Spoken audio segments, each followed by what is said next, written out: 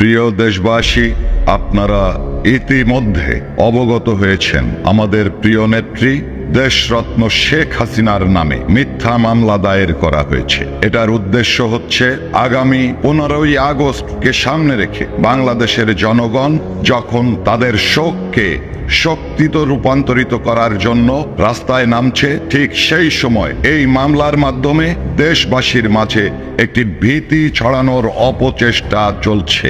আমরা পূর্বেও মামলা হামলার শিকার হয়েছি। বাংলাদেশ আওয়ামী লীগের নেতাকর্মীরা, বঙ্গবন্ধুর সৈনিকেরা মামলা হামলায় ভয় পায় না। দেশরত্ন শেখ হাসিনা অবিলম্বে দেশে ফিরবেন। তাকে আটকে রাখার ক্ষমতা এই সরকারের হবে না।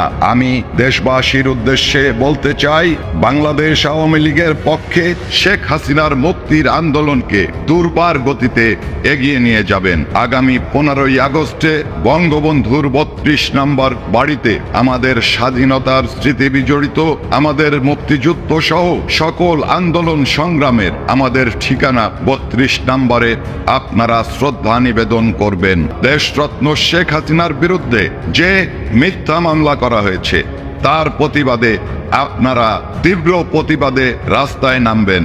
আপনারা জানেন, যারা বিভিন্ন সময় গুম হয়েছেন, খুন হয়েছেন বলেছেন, তারা একে একে বেরিয়ে আসছেন। তাদের মিথ্যাচার এবং তাদের যে নৈতিকতা বিরোধী কর্মকাণ্ড, এটা সহ্য করা যায় না, এটা আমরা সহ্য করব না। আপনাদেরকে ঐক্যবদ্ধ হতে হবে। 15ই আগস্টের শোককে শক্তিতে রূপান্তরিত করে আমরা আমাদের প্রিয় নেত্রীকে সসম্মানে দেশে ফিরিয়ে আনবো এবং আগামী দিনে যে সরকার গঠন হবে সেই সরকারের প্রধান আমরা শেখ হাসিনাকেই নির্বাচিত করব। আমাদের বাংলাদেশের বাইরে যে সমস্ত ভাইরা বসবাস করেন তাদের উদ্দেশ্যে বলতে চাই, 15ই আগস্ট ওই বিশ্বের যে সমস্ত পার্লামেন্ট ভবন আছে, প্রত্যেকটা পার্লামেন্ট ভবনের সামনে আপনারা অবস্থান জানাবেন, আপনারা আপনাদের প্রতিবাদ জানাবেন, বিশ্ব জনমত গড়ে তোলার জন্য আপনারা ভূমিকা রাখবেন। বন্ধুগণ, আজ পর্যন্ত কোনো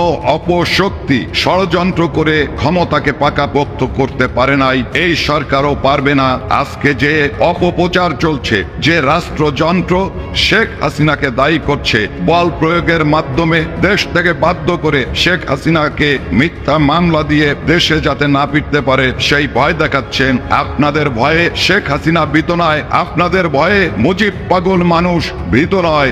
আপনাদেরকে আমরা অহিংস আন্দোলনের মাধ্যমে মোকাবেলা করব। আমরা আমাদের সর্বাত্মক শক্তি নিয়ে বাংলাদেশে গণ অভ্যুত্থান ঘটাবো ইনশাআল্লাহ। জয় বাংলা, জয় বঙ্গবন্ধু।